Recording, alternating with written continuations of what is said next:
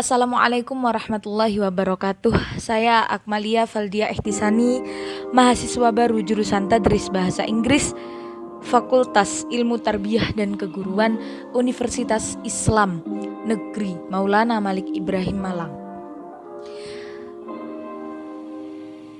Saya di sini akan menyampaikan resum atau menjelaskan ulang tentang materi-materi yang telah saya dapat dalam 2 hari PBAK yang dilaksanakan pada tanggal 31 Agustus 2021 sampai 1 September tahun 2021. Materi-materi yang saya dapat antara lain yakni yang pertama visi dan misi UIN Maulana Malik Ibrahim Malang yang telah disampaikan oleh Pak Rektor.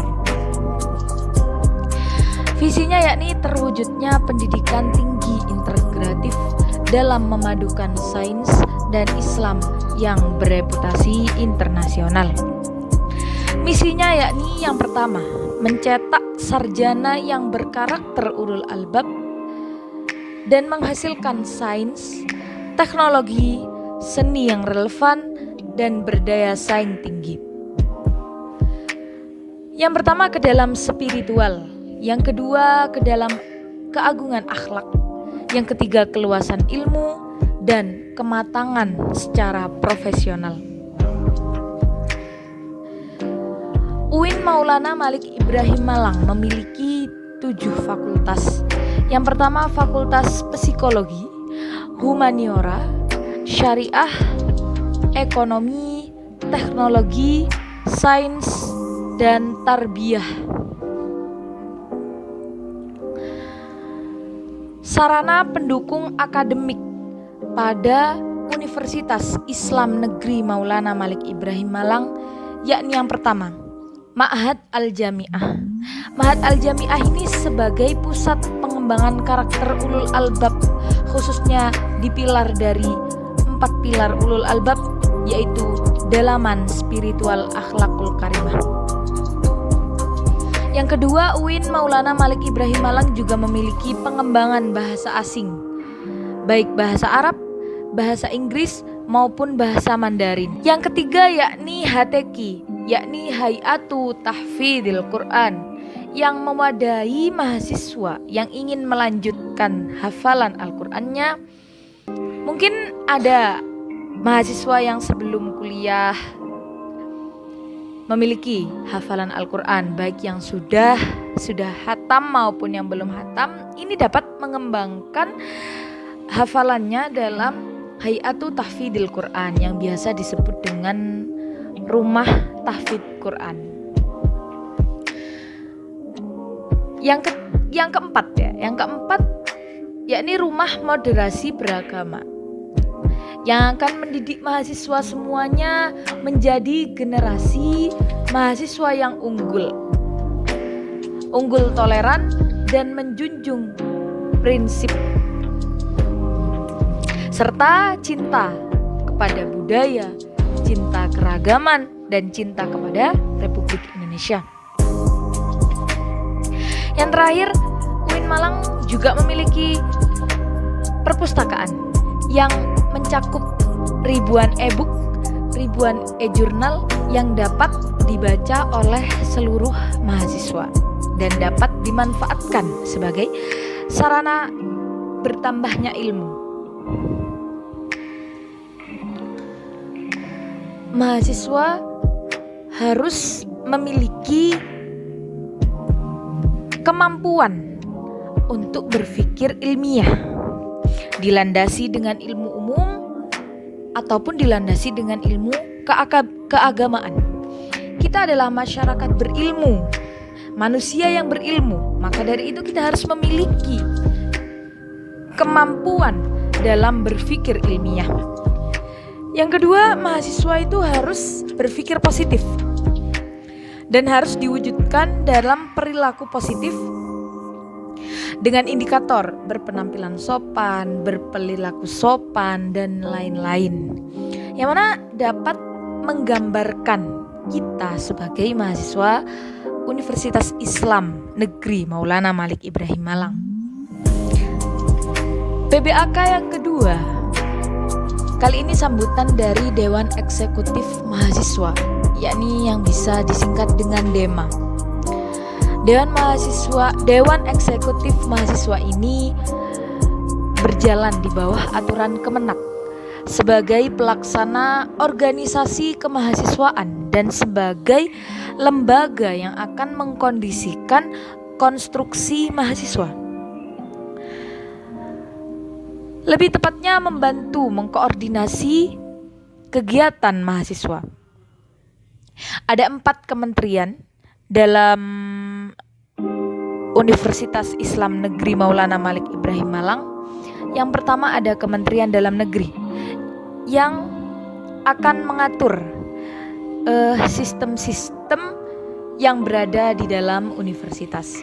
Yang kedua ada Kementerian Luar Negeri yang akan mengatur fasilitas-fasilitas atau sistem yang berada di luar kampus seperti hubungan dengan luar kampus dan lain-lain. Yang ketiga adalah Kementerian Sosial, Hukum, dan Politik. Yang keempat ada Kementerian Agama. Yang kelima Kementerian Pengembangan dan Kreativitas. Yang keenam Kementerian Komunikasi dan Informasi. Program kerja sebagai prioritas DEMA yang pertama adalah SABA, Sahabat Desa, yang bertujuan untuk meningkatkan kepekaan mahasiswa terhadap masyarakat. Yang kedua ada Sapa Sekolah. Program ini membantu memberi hal pada kampus seperti mempromosikan kampus dengan cara melatih para pelajar tentang kepemimpinan, kepolitikan, dan lain-lain. Yang ketiga ada Ring La Parlemen. Program kerja ini berfungsi untuk berdiskusi dengan pimpinan Biro Operasi Republik Indonesia. Yang kedua ada Senat Mahasiswa yang bisa disingkat menjadi SEMA. Berperan sebagai lembaga legislatif yang mengkoordinasi DEMA, UKM, dan HMJ. Beberapa tugas SEMA. Yang pertama, mengawasi dan mengontrol DEMA. Yang kedua, memberikan persetujuan setiap kegiatan yang akan dilaksanakan oleh DEMA, seperti pemilihan ketua umum, presiden, dan lain-lain. Yang ketiga, memberikan pengesahan setiap laporan pertanggungjawaban setelah selesai agenda tersebut. Yang keempat, memfasilitasi aspirasi mahasiswa UIN Malang dan menyalurkannya kepada pihak-pihak yang bersangkutan. Yang kelima, mengawasi setiap kebijakan dan keputusan yang diambil oleh DEMA. Yang keenam, merancang dan menetapkan peraturan organisasi di Universitas Islam Negeri Maulana Malik Ibrahim Malang. Yang ketujuh yakni mengesahkan peraturan DEMA. Dan yang ke-8, menjadi mitra kerja DEMA dalam melaksanakan kebijakan organisasi mahasiswa. Dalam SEMA ada beberapa komisi, ada 4 komisi. Komisi A, Komisi Advokasi dan Hukum. Komisi B, Komisi Organisasi dan Kemahasiswaan. Komisi C, Administrasi dan Keuangan. Komisi D, Informasi dan Komunikasi.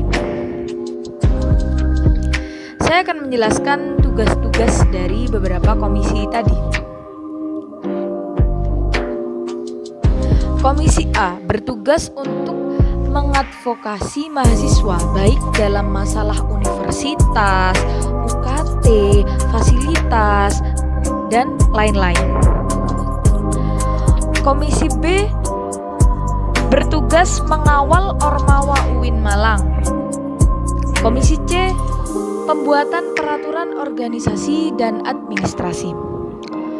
Komisi D bertugas untuk alat publikasi tentang program kerja Senat. Sekarang saya akan sedikit membahas tentang 15 UKM Ormawa dalam Universitas Islam Negeri Maulana Malik Ibrahim Malang. Yang pertama ada UKM Resimen Mahasiswa yang bisa disingkat Menwa.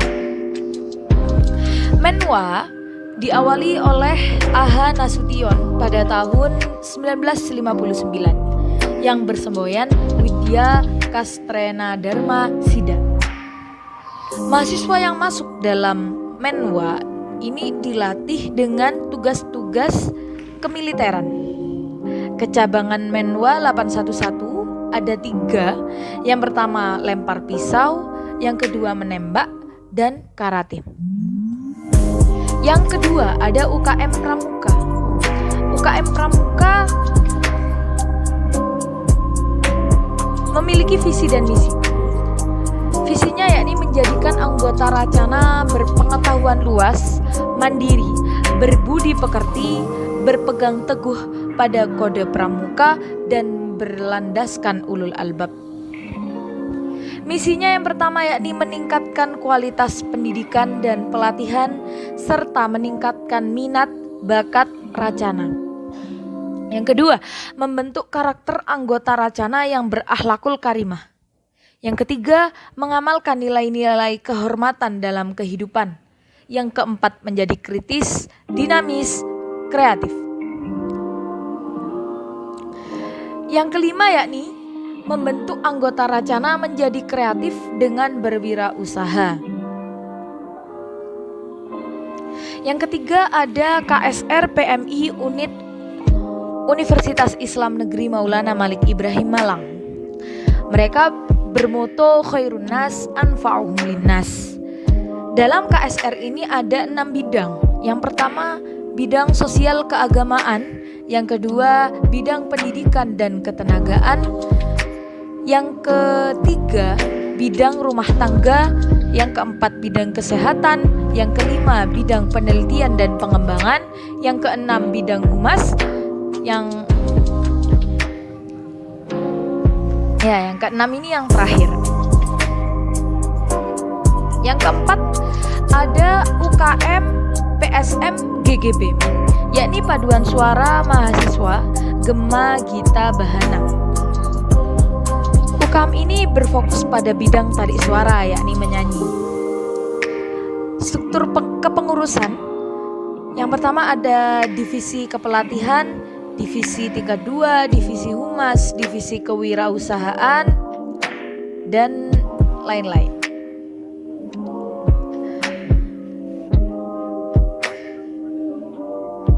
Yang kelima ialah